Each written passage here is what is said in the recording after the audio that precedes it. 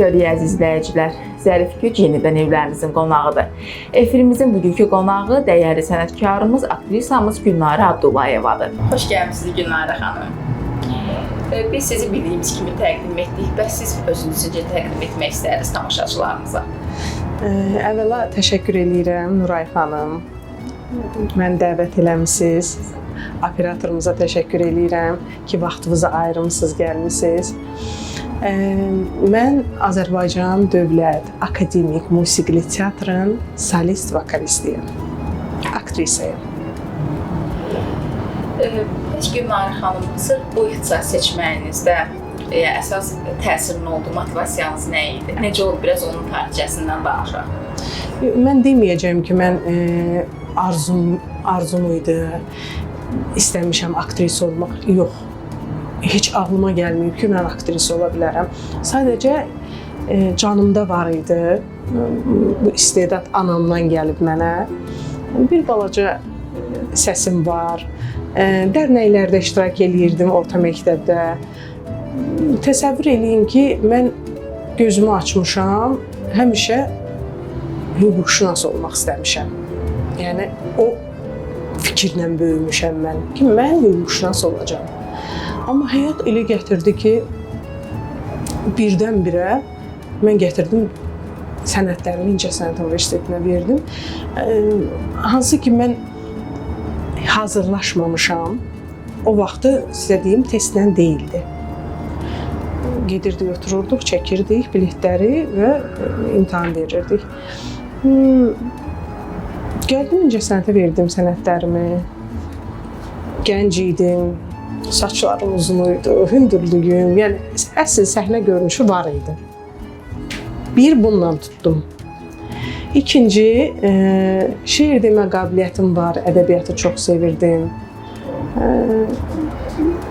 Hazırlıqsız gəlməyimə baxmayaraq bir balaca zümzümə elədim, ritmim yerində idi, anadan gələn istedadlar var idi deyə, yəni necəsə məni götürdülər.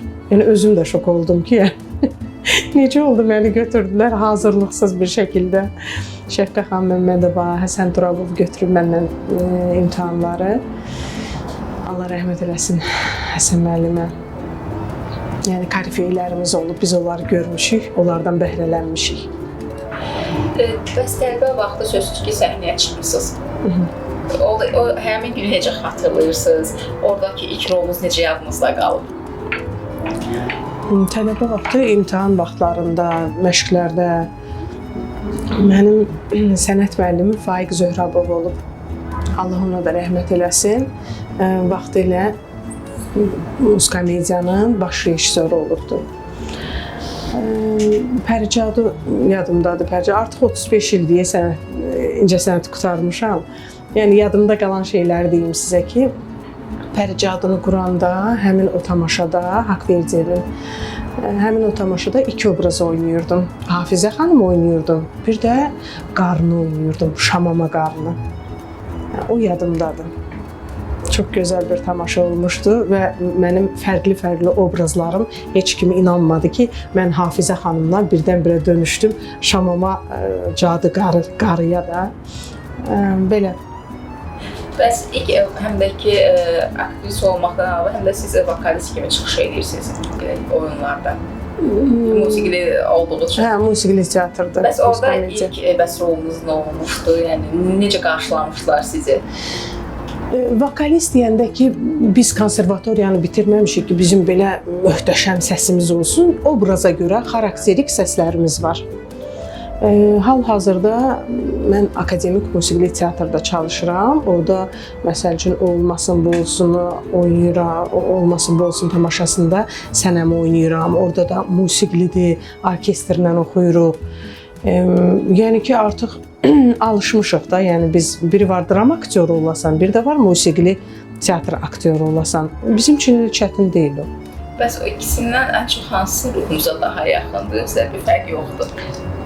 İkisinin də məktəbini keçmişəm deyə hər ikisi mənə doğmadır. Həm vokal tərəfdən, həm sənət tərəfdən, yəni ayıra bilmirəm ikisini də. Elə fikirləşirəm ki, hər bir tamaşada mütləqdir ki, musiqi olmalıdır, canlı musiqi olmalı. Çünki biz o dərsi keçmişik axı. Biz onlardan bəhrələnmişik. Belə. Bəs tələbəlik dövrünüzdə olsun, ümumiyyətlə fəaliyyətinizdən sonra korifeylərdən aldığınız, unutmadığınız elə bir fikir varmı? Mən öz müəllimimdən deyə bilərəm. Həmişə bizə deyirdi ki, düşdüyünüz vəziyyətə oynayın. Yəni, nəyisə təqlid eləmək lazım deyil. Sən bu vəziyyətə düşsəydin, nə edərdin? Və onda tamaşaçı sizə inanacaq. Bu qədər. Və sizin yaradıcılığınızda oynadığınız çoxsaylı obrazlar oldu, fərqli. Hətta bayaq özünüz də qeyd edərdiniz ki, məsələn, heç kim inanmamışdı o roldan bu rola necə gedə bildi. Ümumiyyətlə, bu günə qədər oynadığınız obrazların içində özünüzə ən çox hansı obraz daha yaxın hiss edirsiniz? Bütün obrazlarımı sevirəm. Bütün obrazlarımı. 2 teatrda çalışmışam. Şuşa Dövlət Teatrında da çalışmışam. Demək olar ki, bir 10 ilə yaxın orada çalışmışam. Hətta institut illərində belə orada işləyirdim. Estrada teatrında çalışmışam institut illərimdə. Qorxmaz Əlinin rəhbərliyi ilə. İndi hal-hazırda olduğumdan danışım. Akademik Musiqili Teatrda bu sezonda 2 tamaşa, 2 premyera təhvil vermişik. Birincisi Kəmal Abdullahın Gülçöhrə və Əsgər tamaşasıdır. Bilmirəm, indi eşitmisiniz, eşitməmisiniz. Onun da premyerası oldu. Gözəl rejissorumuz Əsgər Əsgərovun musiqiləri Cavanşir Quliyevin çox gözəl, maraqlı bir tamaşadır. Əgər istəsəz gəlib baxa bilərsiniz. Yəni hər ay repertuarımızda var. Və təzəlikcə aprelin 11-i, 12-si bizim premyeramız oldu. Çox böyük anşlaqla, çox gözəl bir tamaşa təhvil verdik. Tamaşa Əli Əmirlinin Lisanat tamaşası idi. Quruluşçu rejissor Samir Qulamovdur, gənc istedadlı rejissorumuz. Gözəl bir tamaşa oldu. Çox gözəl. Orada da mən fərqli bir obraz yaratdım. Tağıyevin həyatından gedirdi bu mesanat. Adından göründüyü kimi milyonçularımızdan gedirdi, onların həyatından gedirdi. Orada Sara obrazını var idi. Tağıyevin obrazını İbrahim Əlizadə canlandırırdı. Yoldaşı Sona xanımı, Türkel xanım, gənc aktyorlarım, aktrisalarımızdan Gültac Əlili, Saranı, yəqin ki, Saranı bilirsiniz də, məşhur Tağıyevin qızı. Onu da bizim çox gənc aktrisamız İranə xanım canlandırırdı. Mən də orada təsəvvür eləyin, adı falçıdır, amma rejissor belə bir yönəltmə vermişdi, belə bir göstəriş vermiş ki, falçı yox, bu necə deyim, pis ruh kimi, belə şeytan kimi bir obraz idi da. O qədər əziyyət çəkdim o obrazı tapmağa, amma sonunda yəni tapa bildim. Onu tapa bildim. Sizin üçün daha belə başa düşüm ki, obraza girmək daha çox çətin gəlir. Siz şeytan obrazını yaratmaq asan bir şey deyil axı. Ən azından gərək şeytanlıq olsun səndə, içində nəsə belə qara şeylər olsun da, fikirlər olsun. Yəni çətin idi mənim üçün çox. O səs dəyişməli idi, öz səsim olmamalı idi. Amma öhdəsindən gəldik də, yəni tamaşaçılar çox gözəl qarşıladı. Samir o qədər gözəl sujet xətti vermişdi, o qədər gözəl hazırladı o tamaşanı. Çox çətinlik çəkdik. 7 ay bu tamaşanın üzərində işlədik. Amma gözəl bir iş ortaya çıxdı. İbrahim orada, inanın ki, mən aktrisayam, otururdum, baxırdım. İbrahim Əlizadə, Gültac, Türkel o qədər gözəl oynayırdılar ki, özüm valih olurdum. Mən Tağıyevə İbrahimin üzərində sevmişəm də, elə bil Tağıyevə bir daha aşiq oldum. Onun əli açıqlığına, onun vətəninə qoyduğu, necə deyim, sərmayəyə. Yəni ki, oturdum, baxdım belə, məni necə ağlatdı o uşaq. Hamısı gəncdir də, yəni İndi biz orta nəsil sayılırıq. Onlar hamısı gənclər. Çox gözəl aktyorlarımız var. Çox. Yəni onların qədrini bilmək lazımdır. Bəs məhsənatda şeytan rolu verilməsəydi sizə, hansını daha çox canlandırmaq istəyirsiniz, öz seçiminiz olsaydı? İbrahim Əlizadə çox gəncdir. Amma o obrazı elə dolğun yaratdı ki, bəlkə yaşlı biri olsaydı, mən Sona xanımı oynaya bilərdim. Amma İbrahimə uyğun olmalıdır axı. Rejissor o qədər gözəl seçib aktyorları. Hamısının üzərinə düşüb rollar və hamısı da öz rolunun haqqını verdi. Gözəl seçim idi, əla seçim idi. Dublyorlara kimi çox gözəl. Çingiz müəllim oradaydı, bizim aktyorlarımız, əməkdar artistimiz Ələkbər müəllim oradaydı, Nadir müəllim orada çıxış eləyir. Yaşlılardan deyirəm. Yəni gəlin baxın, tövsiyə edirəm ki, gəlib baxasınız. Ondan sonra da öz fikirlərinizi yazacaqsınız siz. İnşallah. Bəs bu şeytan kimi başqa məsələn elə bir obraz oldu ki, sizin üçün çox çətin olub onun ruh halına girmək, onunla bütünləşmək? Mənə çətin olan şəhid anası obrazı idi. Yəni onu belə oynaya bilmirdi də adam. Hər dəfə ölürdüm onu oynayanda, hər dəfə məhv olurdum. Hətta onun məşqlərində belə yəni o qədər ağlayırdım ki, uşaqlar sakitləşdirici çaylar gətirirdilər, dərmanlar gətirirdilər ki, mən ona atım sakitləşim də. Yəni o mənim üçün çox ağır idi. Siz həm də ki, seriallar və filmlərdə də yer alırsınız. Ümumiyyətlə, teatr və kamera qarşısında olmağınız üçün fərqli cəhətlər vardır. Teatr bir başqa dünyadır. Orada tamaşaçı ilə təmasda olursan, ona verirsən, onlar da sənə alqışlarla qaytarır. Bu bir başqa, necə deyim, bir başqa gözəllikdir, bir başqa dünyadır. Teatrı mən çox sevirəm, səhnəni çox sevirəm. Amma serial başqa, tamam başqadır. Yəni bunlar tamam başqa şeylərdir. Bəs ssenari seçərkən ən çox nəyə diqqət edirsiniz? Nədə? Teatrda yoxsa filmlərdə, televiziya qarşısında? Seriallarda? Seriallarda. Seçərkən deyəndə çalışıram ki, özümə uyğun obrazlar olsun. Məsəl üçün mənim xarakterimə uyğun olsun da. İstəmirəm seriallarda bir başqa cür rolları oynamaq. İstəyirəm ki, ana, xanım, xatın və belə obrazlar olsun. Maşallah elə də təklif eləyirlər hamısı. Axır vaxtlar çəkilmirəm, düzdür. Köhnə seriallarımız gedir efirlərdə. Axırıncı serial Atalar və Qızlardır. Orada da dram teatrından sənət yoldaşım, həm də bir kursda oxumuşuq. Rövşən Kərimdovdur. Bəlkə eşitmisiniz adını. O canlandırırdı atanı və orada qızları var idi. Siz elə o qızlardan birindən müsahibə götürmüsünüz. Aygündür deyəsən. Əlbəttə. Hə, Aygün. Çox gözəl aktrisadır Aygün də. Hal-hazırda gedir o serial, efirdədir. Siz qeyd etdiniz ki, mən seriallara artıq rol almıram.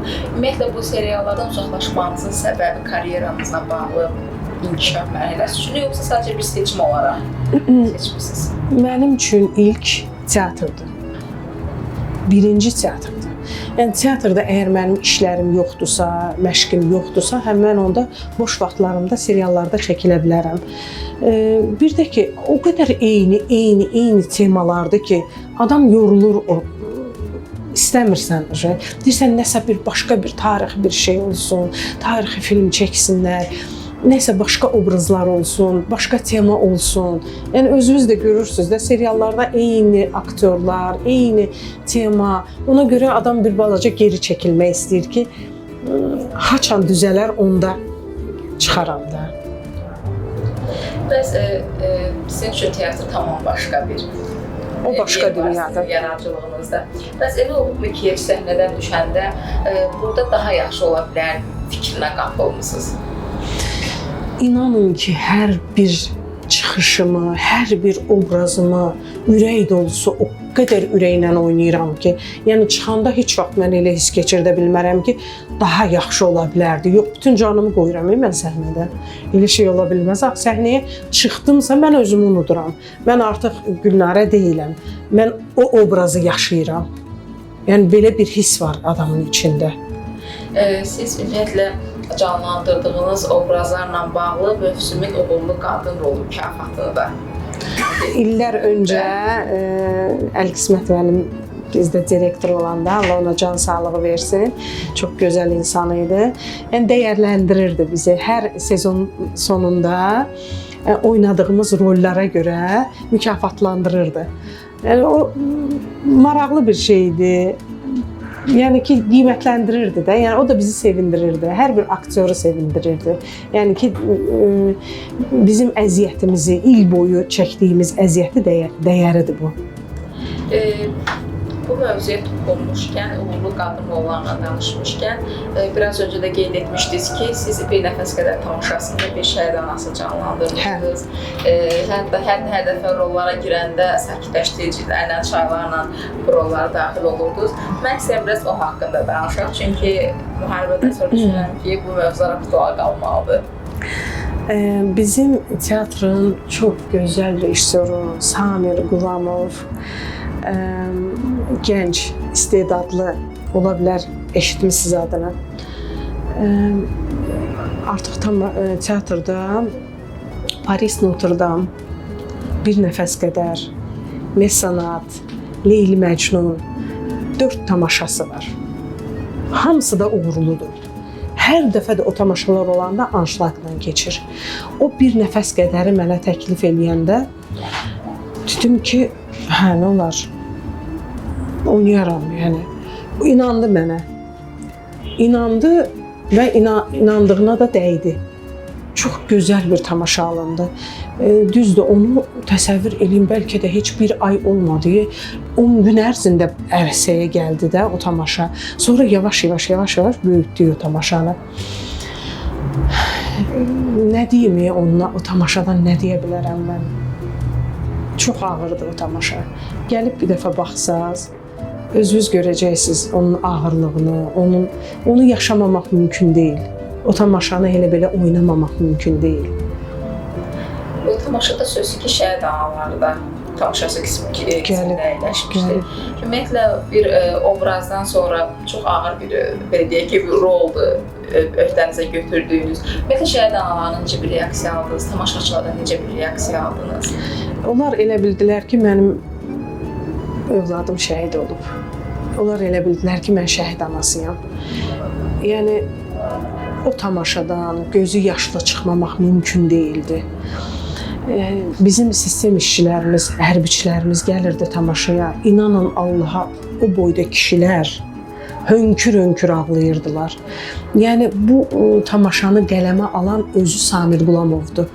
O qədər gözəl qələmi var o uşağın, o qədər gözəl, yaşı az olsa da, amma sənətdə o qədər işlər görüb ki, özü qələmə alıb, özü yazıb. O qədər gözəl sözlər yazmışdı ora ki, yəni onların hamısı da mənim dilimdən deyilir də, ona ağlamamaq mümkün deyildi. Ümumiyyətlə, bu Bir nəfəs qədər tamaşasında, yəni tək ana rolunuz bu tamaşada olub, yoxsa fərqli tamaşalarda da ana olub? Leyli Məcnunda da ana oynayıram, Leylinin anasını oynayıram, orada çox qəddar bir ana oynayıram, yəni sevgisinə qarşı çıxıram. Sonra harda ana oynamışam? Ancaq ana oynaya bilərəm də mən.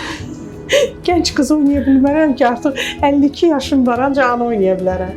Bəs belə bir sual verirəm ki, səhnədə ana obrazını oynayarkən, harada Gülnarə xanım bir aktrisa olaraq o obraz orada başlayır. Yəni, hara qədər orada Gülnarə xanımın hiss və duyğuları aktiv qalır obrazlar? Seriallarda həmişə mənə çox ciddi, belə qaynana, belə gəlinini istəməyən, heç nə ilə razılaşmayan, belə imkanlı rollar verirlər. Mənim özümün gəlinim var. Mən nənəyəm. Gəlinim deyir ki, ay xala deyir, niyə elə obrazlar verirlər sənə? Axı sən elə deyilsən. Bir də görürsünüz ki, inanın ki, mənə yolda tutub deyirlər ki, dolar o gəlini qəbul eləyin də. Ürəyim gedir gülməkdən. Deyirəm ki, ssenaridir, məndən olsa, gedin mənim gəlinimdən soruşun, görün mən necə qaynanayam. Məndən olsa mən o reaksiyanı vermərəm axı. Ssenaridə nə yazılıb? Mən məcburam onu deməyə. 2 gün bundan qabaq mesaj gəlib mənə. Gülnarə xanım, mən bir anayam, sizin seriallarınıza baxıram. Nə olar o qıza qarşı pis olmayın. Deyirəm, mən deyirəm, xanım deyirəm, bu filmdir, bu serialdır, bunu ciddiyə almayın da. Yəni mən, əlbəttə ki, mən evdə gəlinimlə elə rəftar eləmərəm. Belə şeylər, maraqlı şeylər çox olur. Çıxırsan çölə, sıraz tanıyırlar da, istər-istəməz seriallara falan baxırlar.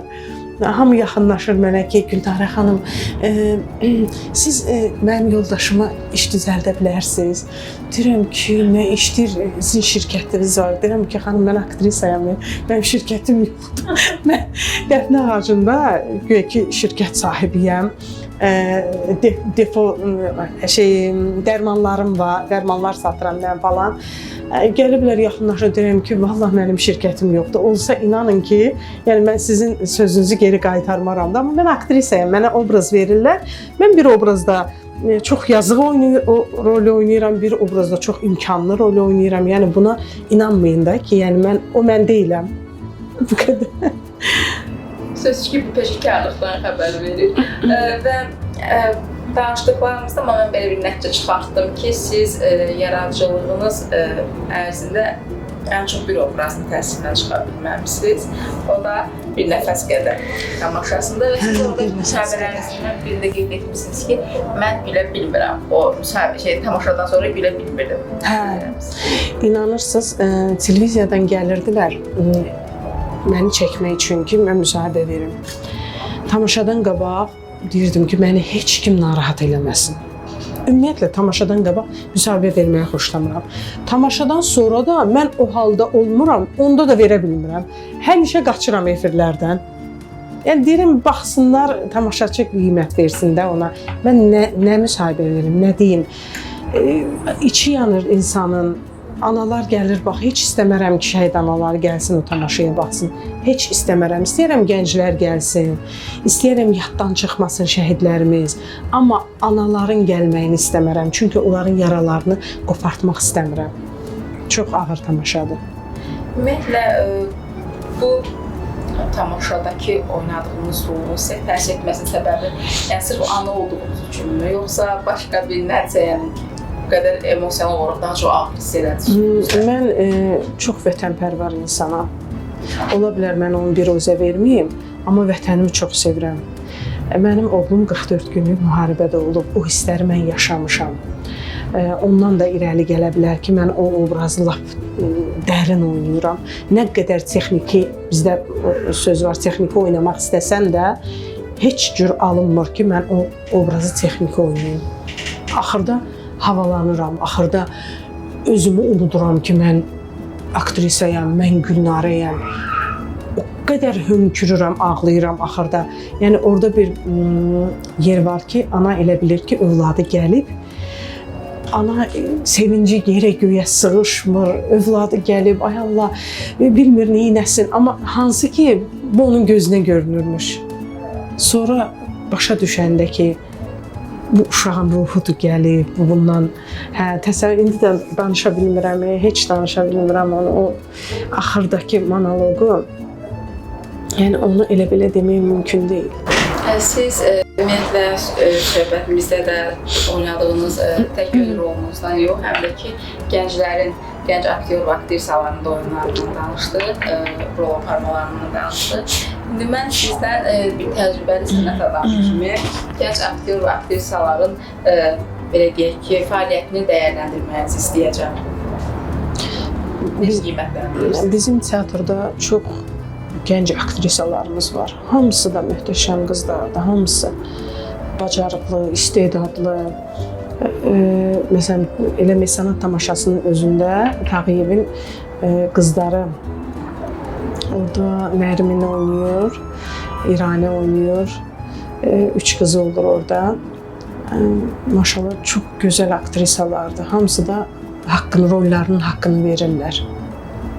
Bəs bir sənət adamı kimi sizi teatrla bağlı, deyək ki, televiziyada gedən seriallarla bağlı, olsun filmlərlə bağlı bir narahat edən bir xüsusi bir məqam varmı ki, deyirsiniz ki, bu olmasa məsələn daha çox inkişaf eləyərik, daha çox hər şey yaxşı olar? Çox istəyərdim ki, seriallarımız biraz tərbiyə verici olsun. Mən o vaxtı, neçənci il, 2013 idi, 2012 idi, 14 idi, yadımda deyil. Tahir İmanov, Cabir İmanov, Allah rəhmət eləsin. Onlarla işləyirdim. Bir Kəndin Sevinci adlı serial çəkirdi Tahir.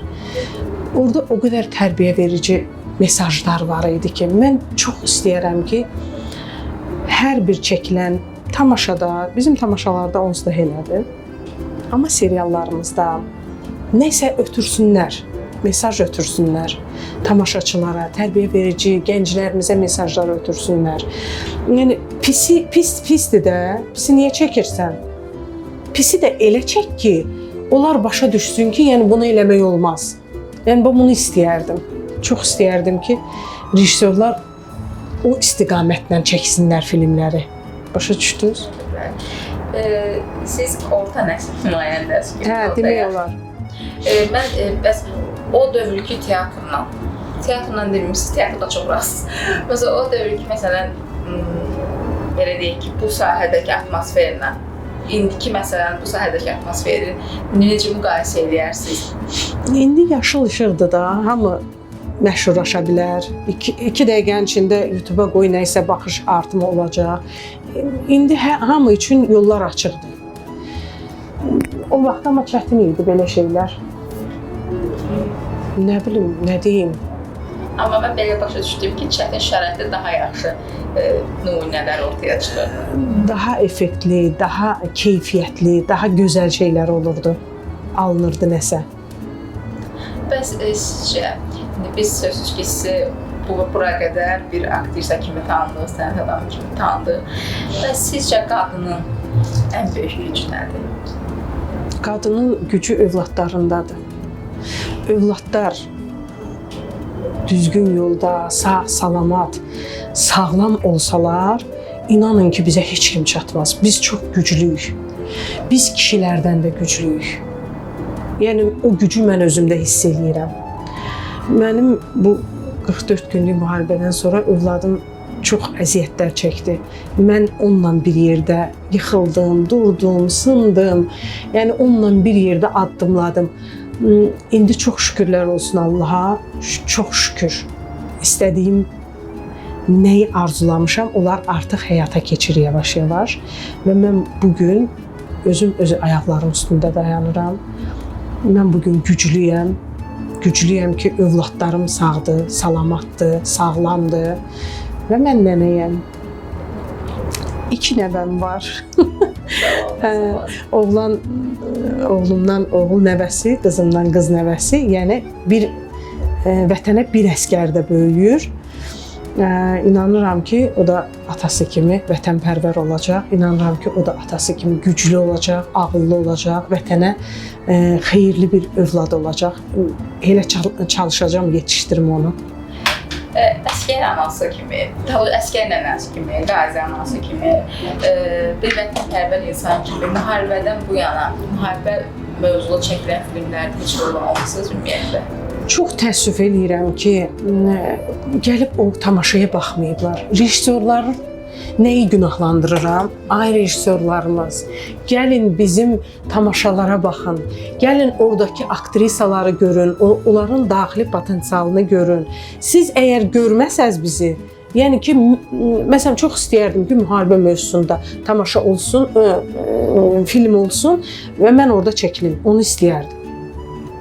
Amma bəs bu vaxta qədər çəkilən filmlər sözsüz ki, var, bəlkə də qarşınıza çıxır.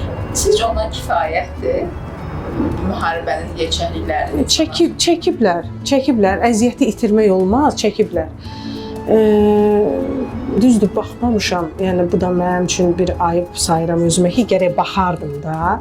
Amma inanın zaman elə zamandır ki, vaxt çatızdıra bilmirsən. Çəkiblər, görmüşəm, fraqmentlər görmüşəm. Məncə pis deyil. Yəni bundan da gözəl olsun, bundan da yaxşı olsun, bundan da çox-çox çəksinlər və bizim tariximizi gələcək nəslə ötürsünlər. Bizim o 44 günlük müharibənin əziyyətini gələcək nəslə ötürsünlər. Yaddaşımızda qalsın. Filmlər yaddaşda qalır. Filmlər dəfələrlə göstərilə bilir, tamaşa yox. Tamaşanı oynayırsan, yaddan çıxdı, getdi. Özdə hər tamaşa eyni cür oynanılmır ki, film elə bir şeydir ki, filmi çəkdin, eyni qalacaq. Amma tamaşa hər dəfə bir cür oynayırsan, hər dəfə bir cür oynayırsan. Tamaşa bişəndən sonra ümumiyyətlə çox gözəl olur. Yəni o premyeralardan sonraki tamaşa lap bişir, lap özgünküləşir. Onda bir başqa aləm olur. Belə. Mən bu veriliş sayəsində ana olduğunuzu bilirdim. Sözlük aktrisi olduğunuzu da bilirəm, amma nə olduğunuzu bilmirdim. Bəs yaxşı bir sənətçi olmaqla yanaşı evdə bəs ana və qadın rolunu necə tarazlaya bilirsiniz? Bu balansı necə qoruya bilirsiniz? Çox adam elə bilir ki, aktrisalar heç nə eləyə bilmir, əlindən heç nə gəlmir. Valla evdə yemək də bişiririk. İndi şükür Allaha paltar yuyan maşın var. Hər şeyi özümüz eləyirik də. Yəni şirniyyatından tutmuş, cürbəcür yeməklərdən. Həm anayıq, həm evimizdə qulluqçuyuq, həm qadınıq. Aktrisanın üzərinə çox şey düşür. Həyat yoldaşı olmalısan, yaxşı olmalısan. Ana, gözəl olmalısan. İşində yaxşı olmalısan. Yəni ki, mənə elə gəlir ki, mən bunların öhdəsindən gəlirəm. Bəs karyera ilə bağlı həmişə karyera və ailə arasında balans yaratmaq istəyən sözcük ki, nə qədər xanımlarımız var. Bəziləri yarada bilmir, bəziləri ikisindən birini seçmə məcburiyyətində qalır. Bəs bu balansı yaratmaq mümkündür, yoxsa onun üçün də bir fədakarlıq eləmək lazımdır? Əslində insan, üzr istəyirəm, övlad dünyaya gətirəndə sizi də təbrik edirəm. Yeni ana olmusunuz. Allah saxlasın. Allah xeyirli övlad kimi sizə versin o övladı. Əslində ana olmaq çətindir. Bir müddət sənətdən uzaqlaşmalısan ki, sən onların tərbiyəsi ilə məşğul olasan. Mən də demək olar ki, bir 5 il kənarlaşmışam sənətdən. Bəlkə də o 5 ili itirməsəydim, indi mən əməkdar artist olmuşdum. Çünki mənim o 5 ilimdə mənim yaşıdlarım artıq əməkdar aldılar, mən geri qaldım. Bu artıq fədakarlıqdır da. Yəni mən övladlarıma görə sənətimdən uzaqlaşdım. Fikirləşirəm ki, yəni bu bir ana üçün nə olsun ki, aktrisayam. Yəni övlad yetişdirirsən. Özdə bu cür dünyada da, bu cür həyatda, bu cür zamanədə çox çətindir hər şey. Yəni məcbursan ki, sən bir balaca uzaqlaşasan. Heyfslənmirəm, heç heyfslənmirəm. Yəni mən həyatımı əgər o illəri övladlarıma həsr eləmişəmsə, mən heyfslənmirəm. Bu mənim borcumdur. Bəs bu yaradıcılıqda olduğunuz mövqe sizi belə deyək, hardasa geriyə baxanda, hardasa istədiyim yerdə deyirsiniz, yoxsa hələ də belə deyək, fəth eləmək istədiyiniz yerlər var? İstədiyim yerdə deyiləm hələ. Hələ yox. Hələ o deyil. İstədiyim şeylər var. O qədər eləmək istədiyim şeylər var ki, amma hələ eləyə bilmirəm. İstədiyim yerdə deyiləm. Hələ aşağıdayam. Yəni ora çatmamışam. İnşallah ki, bir də müsahibə götürəndə deyərəm ki, hə, çatdım artıq o zirvəyə. İnşallah onu bunu arzu edək biz ürəkdən. Gülnarə xanım, biz sizdən ənənəvi olaraq başda xanımlarımız olmaqla izləyicilərimizə arzularınızı eşitmək istəyərdik. İzləyicilərimə arzum odur ki, həyat davam edir. Biraz həyatdan qopsunlar, teatrlara gəlsinlər, tamaşalara baxsınlar. Həyatın bu çətinliklərini az da olsa unutdura bilək onlara. İnanın, siz özünüzdə, operatorunuzda bir dəfə musiqili teatra gəlsəz, tamaşalarımıza baxsaz, canlı orkestrlə ifalarımızı eşitsəz, hər dəfə gələcəksiniz. 1 saatlıq, 2 saatlıq bu dünyanın çətinliklərindən qopacaqsınız və hansısa bir tamaşanı izləyəndə ləzzət alacaqsınız da, yəni bu qədər. Bütün tamaşaçılarıma deyirəm ki, gəlsinlər, tamaşalara baxsınlar. Çox sağ olun Gülnarə xanım. Öncəliklə dəvətimizi qəbul etdiyiniz üçün, daha sonra xoş söhbət üçün və ən nəhayət xoş arzularınız üçün minnətdarıq. Sizə uğurlar arzulayıram. Hər birinizə işinizdə o gün olsun ki, efirə yol açasınız Allahın izni ilə və gözəl efiriniz olsun. Orada gələk inşallah. İnşallah. Çox sağ olun. Sağ olun. Əziz izləyicilərimiz, bir verilişimizin də sonuna gəldik. Növbəti verilişlərdə görüşənədək sağ olun, salamat qalın.